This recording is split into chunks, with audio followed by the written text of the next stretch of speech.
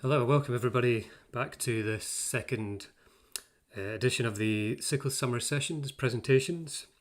My name's Rod Burns. I work at a company called Copley Software, and today we're joined by our next speaker, Jeff Hammond, who is going to talk to us a bit about how to program with SYCL on multi-GPU systems. I'm hoping that we have Jeff live on the line now. Jeff, can you hear me? Yeah, I'm here. Perfect. Okay, well, good morning to you. Maybe not too early a morning, but a little bit early. So I guess you've got a bit of a history of working in HPC and with pretty powerful supercomputers. Can you, I guess, tell us a bit about your background and how you came to be in this field? Yeah, so I am trained as a computational chemist. My sort of first love was math, and I didn't actually get into programming until quite a bit later. But programming is a lot of math. So like many computational chemists, when I was in grad school, I ran into the compute scaling wall. So most quantum chemistry methods are polynomial scaling with, end of the third to end of the seventh, sometimes worse. And so I got the bug to do, high performance computing to solve bigger science problems with bigger computers. And that I worked on a code called NWChem for a long time, still do. And that really just sort of took me down the path towards, okay, how do we use these big machines better? And I got into distributed communication software, and I started to look at high performance linear algebra software, both just to solve those problems, and it sort of, I just generalized from there. So I went to a place called Argonne National Lab outside of Chicago to work on the supercomputers, which were IBM Blue Jeans at the time, and worked closely with the MPitch MPI team at Argonne. And then about 6 years ago, I got the urge to move to the Pacific Northwest, where I'm from, and work for Intel to look at exascale and in particular to look at sort of heterogeneous shared memory parallelism more. So we're building bigger machines, but the nodes are getting bigger much faster than the size of the machine is. In some cases, the machine gets smaller. So that's sort of how I got to where I am for this talk, which is I was looking at heterogeneous parallelism and how to program multiple devices, and I ran across this thing called SYCL, and I thought, well, this looks kind of fun.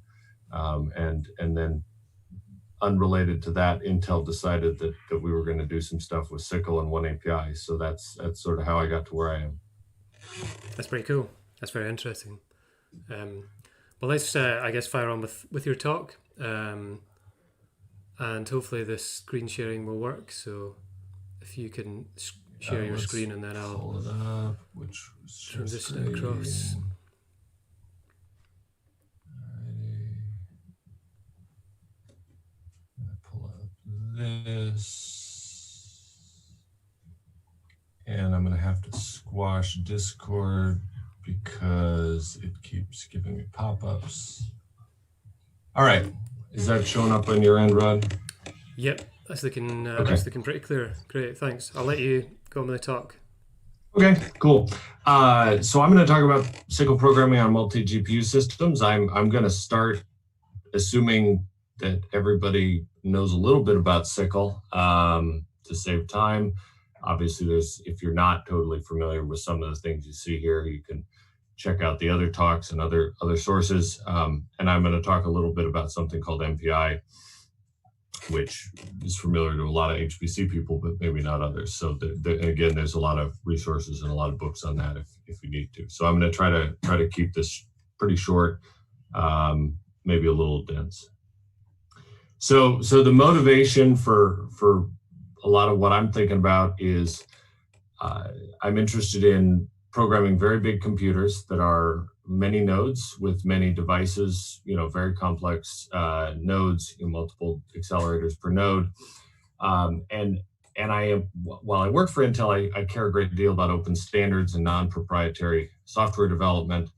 And one of the things that I have experienced firsthand is how important it is to develop portable, non-proprietary software, because things change. And so when I was in the Department of Energy and we first started thinking about exascale, there was all this stuff about two swim lanes, and DOE had the Blue Jean swim lane and the Accelerator Titan Oak Ridge NVIDIA swim lane. And so people were saying, okay, well, there's going to be this many core path, and then there's going to be this GPU path. And that, of course, the two exascale systems that DOE is currently signed up for, neither of them is many core really, and neither of them has an NVIDIA GPU in them. So anybody who is overly committed to either one of those paths in their software development might be regretting it a little bit now. So now of course, I would say on both sides that the core count on the CPUs and on all of the systems now is closer to many than multi, but the programming, it isn't the same as Blue Jean. So the question is, what was the programming model that people should have been, focused on to get from 2012 to 2022? Obviously, SYCL didn't exist in 2012, as far as I know. But we have hindsight now, so we can say, okay, well, what are the types of programming models that are going to get us, from one place to another, and not be extremely sensitive to vendor choices and different system architectures, because things are always changing, and there will be new things, new hardware that comes along, new AI accelerators and ASICs that we don't even know about yet. And the question is, are we gonna program a proprietary thing for every single one of them, or are we going to try to build standards-based ecosystems and get some code reuse? And obviously, in the HPC world, things like OpenMP have been around for a long time, and OpenMP is really trying to address this. And I view SYCL as a nice complement for people who want to work with modern C++. So while the first DOE GPU supercomputer was one CPU and one GPU, the reality is that all GPU supercomputers are multi-GPU systems now. So we can look at the Argonne Aurora system with 2 and 6. NVIDIA's HGX boxes are 2 and 8, last time I looked. And the Cray AMD-based systems at NERSC and Oak Ridge, Perlmutter and Frontier, are both 1 and 4. And so obviously there are more GPUs than there are CPU sockets. There's still more CPU cores, but and that will come into the how one designs an application of whether one's thinking core centric or socket centric. But I think it's inevitable that one needs to think about how to program multiple GPUs per node. There are some sort of trivial views on that. And I'll start there, but I think this needs to be a sort of a focus area for a lot of people, because I think for a long time we haven't thought about how to do multi-GPU programming, and certainly the hardware is evolving quite a bit here that motivates us to, you're kind of wasting some performance if you're not thinking about this carefully. So the outline I'm going to talk about is, first one is going to be sort of a classic model of, okay, one device per process. If you're familiar with what MPI plus X in HPC, well, this is just X is SYCL.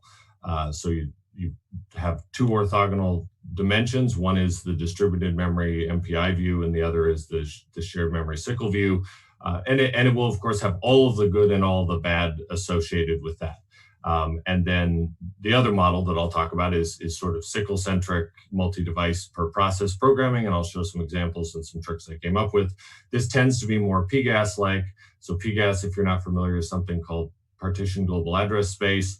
This refers to things like unified parallel C and Fortran co-arrays, and there's a bunch of other models that have a PGAS character. But PGAS basically says you've got a memory-like view, load, store, or put, get across distributed memory, but it's not assuming coherence. So it's different from what you might think of as multi-threaded shared memory programming. So it's somewhere in between, this fully private data of model of send, receive, and MPI, but it's not shared memory either. So it has some advantages in how you think about it. And obviously, one can't really think safely about coherence in a portable way with multiple devices. And just, with the, I'm not going to go into too many details, but the all of the good and all the bad of shared and distributed memory is not new. So I gave a talk a couple years ago at a parallel processing meeting in Paris about, why threads were bad. And of course, this is a little bit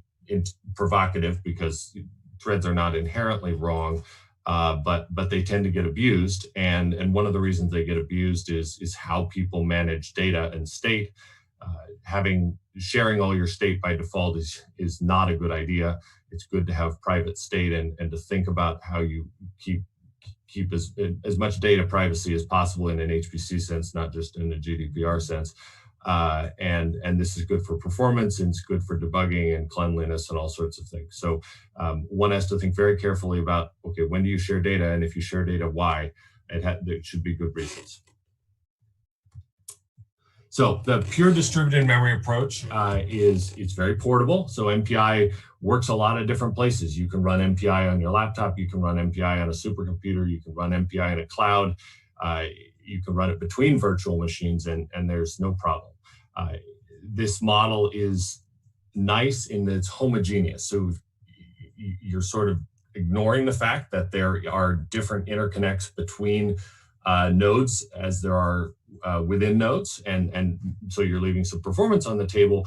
But when you think about designing your algorithm and decomposing the work across all your compute units, you can just think of them as a homogeneous collection of processes, each one that owns one GPU. And that simplifies things, and sometimes there's a lot of value in simplicity. Getting the right answer is with quick and human time is often one of the most important factors, not just getting the correct answer in compute time if you have to think hard to get there. So this is of course standardized because MPI doesn't have to think much about the GPU at all. And that's good because MPI as a standard doesn't, and there's some implementation extensions that are transparent in some cases, but this is not something that's universal and portable. So this is inefficient. So this is the clear downside is you have to move more data than necessary if you have a device network, like exists out there. And I'm assuming here that you just have one process per device. Now you don't have to do that. You can have, if you have one GPU and 16 cores, you can have 15 cores either doing nothing or use OpenMP, or you can have them running the compute themselves, and now you have a irregular amount of compute per process, and now you have to load balance. So there's a lot of different things that get complicated. So I'm just going to assume that we're going to focus on one process per device as the starting point. So the model here, very, very simple. You would use SYCL to move data off of the device to the host, do good old-fashioned MPI from host to host, and then put it back on the other side. So obviously this is 3 data transfers instead of the theoretical 1 that would exist if you have a GPU network. But there's a bunch of upsides from a practical standpoint that aren't just performance. Now, so we can improve this. This is something that exists as basically transparent optimization in some systems. So if you're familiar with things like GPU Direct, so this allows you to pass a device pointer into an MPI call, and MPI will know what to do with it, and the magic will happen, and it'll end up in the right place on the other side. So if you're using SYCL buffers, this doesn't work because MPI calls don't know anything about SYCL buffers. You can't even get that to compile. If you use USM, which is part of SYCL 2020 provisional, you get pointers. And if your implementation is aware of all these things and does everything right, you can do send receive with a USM pointer, and something will happen behind the scenes that is potentially better than what you would do with your copy. So at the bare minimum, the implementation can pipeline large messages. In some cases, it can actually go, not buffer through the host memory and just go straight through the PCI root complex and things like that. But you're obviously going to compromise on how portable and standard this is. Different MPI libraries have different levels of support, and not all function calls in MPI have the GPU direct support if it exists at all. So you might find that send receive will work, RMA won't. Maybe the collectives will work. Maybe some of them. Who knows? So this becomes a little bit of a crapshoot to try to figure out what is going to work, and that can lead to some overhead in your application design process. Another thing you could do to optimize, which of course this is now taking advantage of the shared memory interconnect on the host side, which means that you are now thinking about the difference between an intra-node and an inter-node data movement. So it's not homogeneous, but it is standard. So this is MPI3 shared memory. I know that's not in the sort of 1990s canon of 12 MPI functions that everybody knows, but this is a standard thing, and it is implemented in all the libraries I'm aware of for a couple of years at least. So MPI3 shared memory, you have to allocate it specially, and this is not unlike POSIX shared memory or some other shared memory allocator, which can mean that the application design gets a little harder. Now the good news is you can use things like polymorphic memory resource or placement new to sort of hide that device or that MPI special allocator in your C++ code. I will say I've written a fair bit of this stuff. It's not the simplest thing in the world, but you can certainly get some decent performance out of it. So in this case, if you're sharing memory within the node, SYCL doesn't have to know that you're copying into a shared memory buffer. And so you could just copy from the device to the host and then go straight back out. So you would lose the host copy. And that may or may not be a significant upside. But if it is, it's worth taking advantage of. So this is the next. This doesn't exist, or if it does, it's an extension. As far as I know, I'm a little bit tardy on reading the whole SYCL 2020 spec. So one thing that I think is natural for the SYCL community to be looking at is how to implement the device-to-device support that exists in some proprietary libraries and some hardware. And this is pretty straightforward. You would, if you have a GPU network, you would say, use the GPU network and move the data. So this is obvious that this can be implemented in SYCL. The APIs exist, the model exists. It's all the plumbing is there, and it's just a question of how standard will this be, and how widely adopted will the implementations of the hardware and software be to make it worth people's while. But I would look out for this change, and certainly to those of us who are working in the space of the standard and implementations, we should do this. So to summarize, historically, many HPC codes focused on MPI first, and there was a very pragmatic reason for that. There's a lot more MPI parallelism than there is OpenMP or SIMD parallelism in traditional platforms. This is actually changing quite a bit. So I worked on machines that had 100,000 cores, and somewhere 16 cores per node and 4 or 8 wide SIMD lanes. So there, focusing on MPI was a good use of my time. Now we build the biggest supercomputers are on the order of 5,000 nodes. They might have, obviously not 10 GPUs per node. They might have 4 or 6 or 8. Maybe somebody will build one with 16, all those nice numbers. And of course, GPUs have a lot of parallelism within them. I think in terms of, work groups and work items or SMs and whatever the warp size, those sorts of things. But now the amount of parallelism that exists within the devices is large enough that maybe it's time to change priorities, at least for some people. So there's certainly a lot of applications that don't need to run or can't run for various reasons on the entirety of a supercomputer that costs $100 million. So it's prudent to focus on where the growing parallelism is.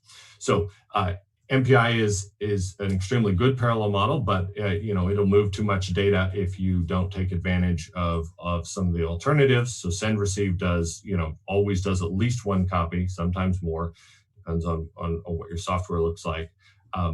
Historically, this is actually a really good thing, because it turns out that even though MPI copies data more than necessary, it's copying because the application is using private data.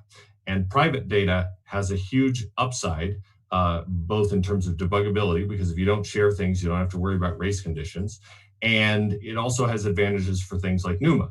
And so there's a lot of people who've used MPI for a long time who enjoy the fact that MPI routinely beats OpenMP for multi-core execution, because the way that a lot of people write OpenMP is frankly wrong. If you write OMP parallel 4 on all your loops, you'll end up with huge amounts of fork join overhead that MPI doesn't have. You'll end up with a lot of false sharing and all sorts of stuff that isn't good.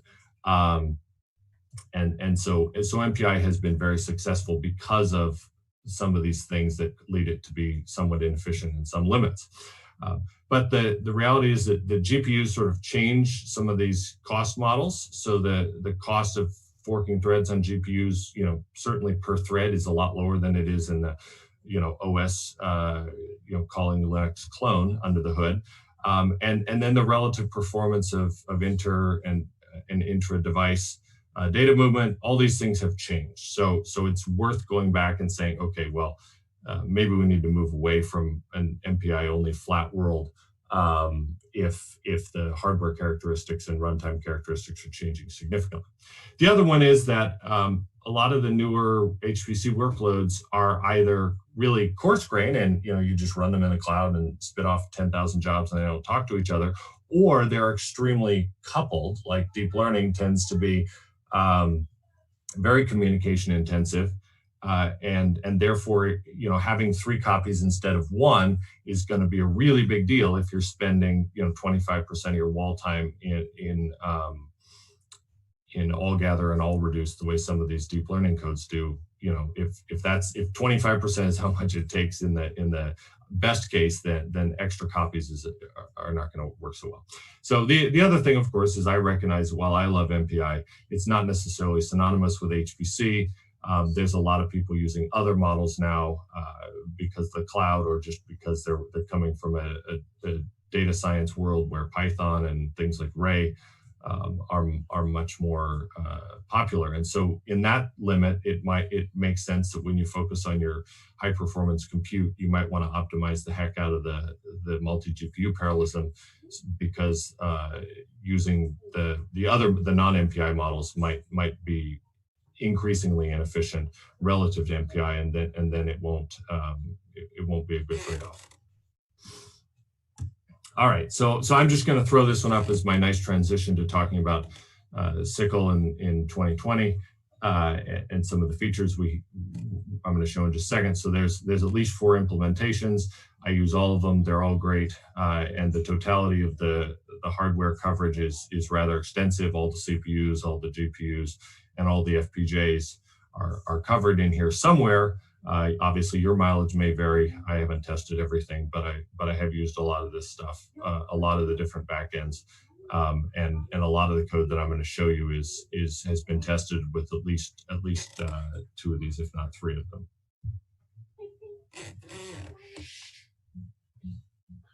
So now I'm gonna talk about SYCL and multi-device support. So this is actually something I like a lot about SYCL. Leave the room now. So so this is a way to detect all the devices. So this is just boilerplate code you put up front in your application. You get a vector of platforms, and then you get a vector of devices, and then you say, okay, if this device meets your criteria, then you add it to the vector of queues, and then you use these queues. So I hit a bunch of stuff, obviously, to make sure that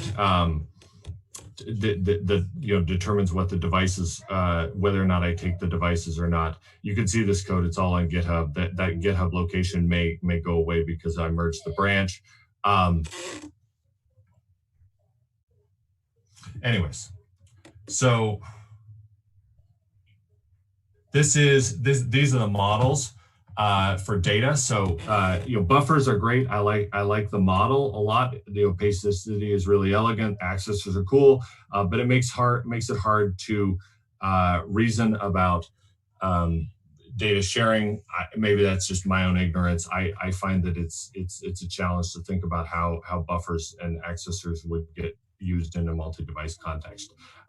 Shared data, or USM shared, is something that I think is really convenient, and you move data.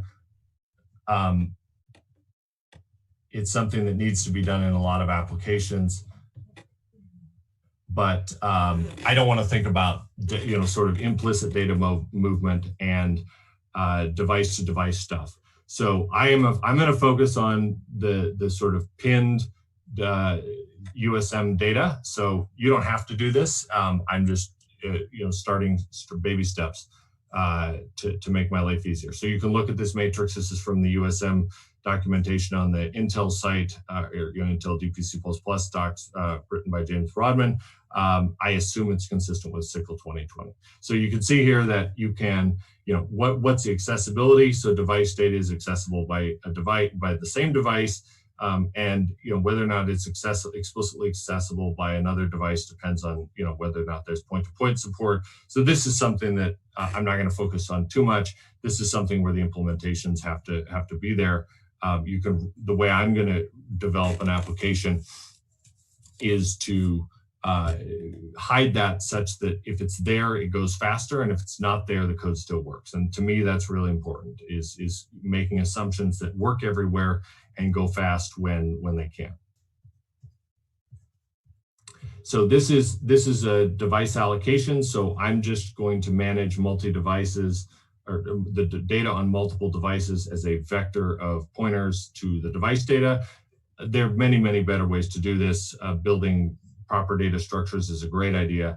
I have not gotten far enough along to do all this stuff yet, but this is where I'm going. So just take a vector of pointers to the device memory, which you can do with USM. And what I'm going to do here, the design trick, is I'm going to basically rebuild MPI collectives like scatter and gather and broadcast and reduce, and whether this is certainly not complete, but it's what I was looking at to design the application stuff that I'm going to start porting first. So scatter just means you take the host vector and you chop it up and send a different piece to every device. Gather reverts brings everything back. Broadcast obviously takes one element and gives it, or one collection of data and gives it to all the devices. Reduce will then pull that back and concatenate everything in some form, usually addition, but it depends on the data type.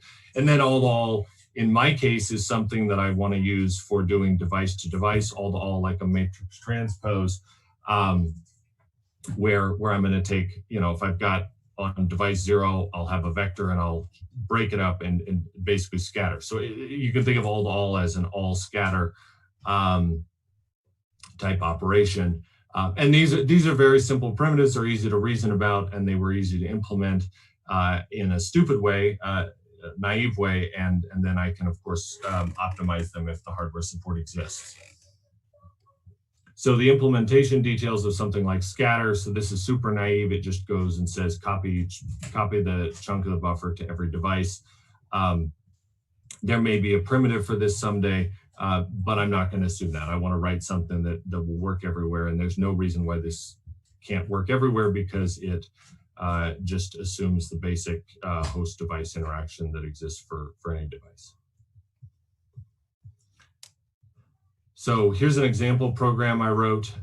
This is trivial data parallel computation. It's where I always start, is just doing something to a vector. So I built some helper functions. So allocate and free, just allocate the device data, and then scatter and gather, make it, take the host data and move it to the devices, which is all you need to chunk up a vector. You could, if you're doing something like, Monte Carlo independent computation, this would work perfectly. You need some sort of a synchronization function. I just write a for all the devices, synchronize them. And then the other thing that I built is an abstraction for handling all the queues. It's a pretty thin abstraction. It's not very elegant. I would probably do it much better and add a lot of stuff to it if I was building a full-blown GPU application, but I'm mostly just experimenting with how things work in SYCL. So you allocate so PRK vector there is actually an optimized host vector, and then the STD vector of pointers is just, there's no reason to use a special container there. It's just the vector of pointers that hold the device state.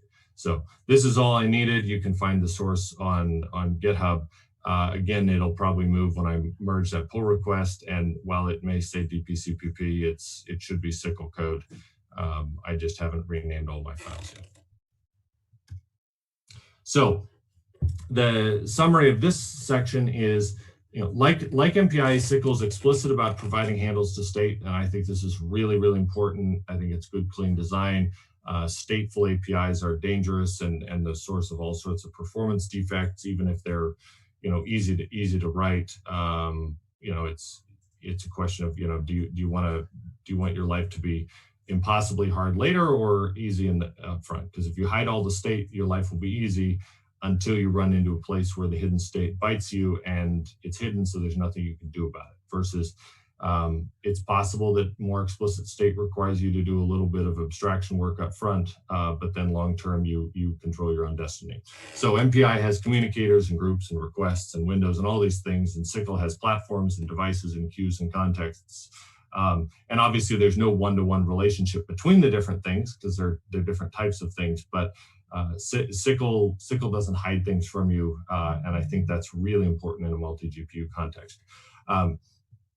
And I will contrast that. CUDA is easy to write, and I've been writing CUDA for a long time. Back when we only had one GPU per node, it was not an issue, and in the limit of having one GPU per process, it doesn't matter. But the CUDA runtime API doesn't expose devices, and it makes even the device ID hidden.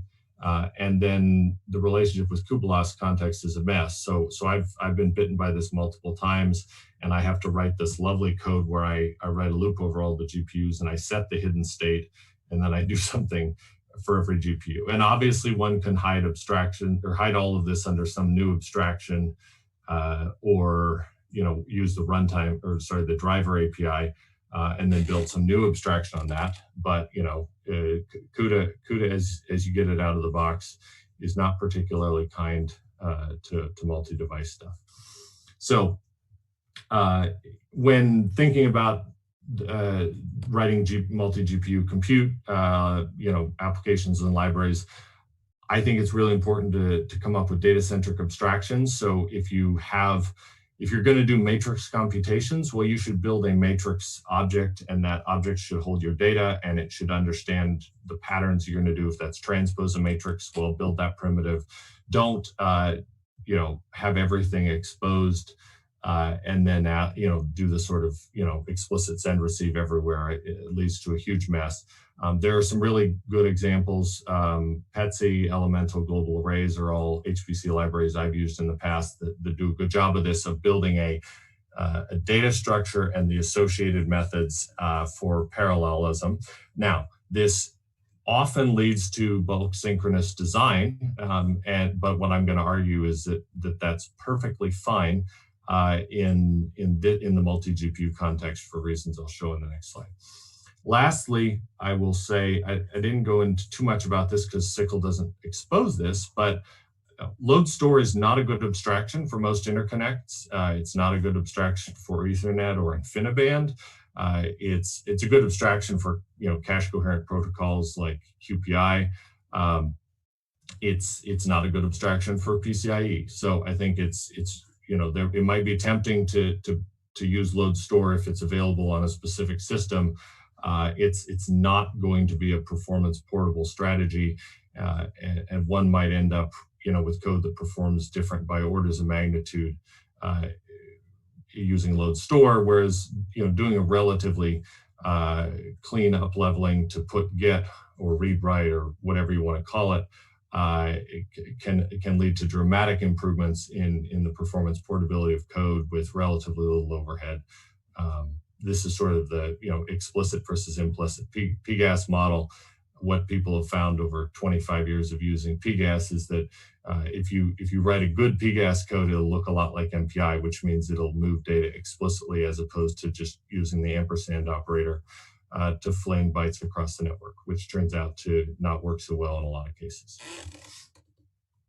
So the overall summary is, so the hard problems in multi-GPU programming are not new. There's the same hard problems as parallel programming in general. So figuring out with a way to decompose your data, to load balance your compute. Obviously, parallel debugging is super fun. Everybody loves doing that, and it's easy. Obviously not. And whether or not you want to use MPI, thinking like an MPI programmer will help. One of the things that MPI was very successful at doing was making people think about where their data and compute are, separating them up into discrete chunks, and then distributing them effectively, even in shared memory. The distribution process led to successful application design. And I think that's something that's really important. And obviously, if you're working on an HPC workload, even if you're running multi-GPU SYCL code, you can still pick up an MPI book and see how they think about the application design strategies of distributing data.